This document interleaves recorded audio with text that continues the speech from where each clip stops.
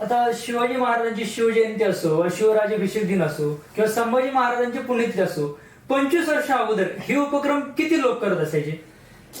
माझ्या माहितीनुसार मी जसा भिडे गुरुजींच्या संपर्कात आलो त्यानंतर आयुष्यात पहिल्यांदा संभाजी महाराजांची पुण्यतिथी मी केली आणि करणारे लोक मी बघितले.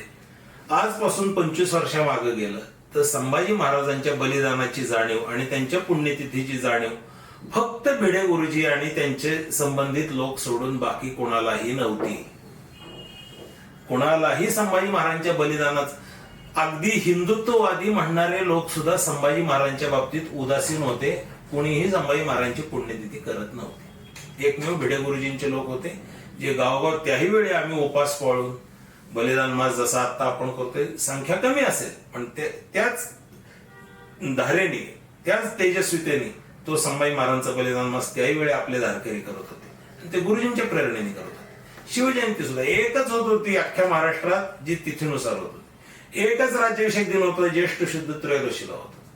हे सगळे दुसरे निर्माण झाले इंग्रजांचे, ते शिवाजी महाराजांचंच नाव घेऊन शिवाजी महाराजांच्या विचारांच्या हिंदूंमध्ये फूट पाडण्याच्या दृष्टिकोनातून हे इंग्रजी तारीख आणि तिथी या वादाला खतपाणी गेल्या 15-20 वर्षात मिळाले.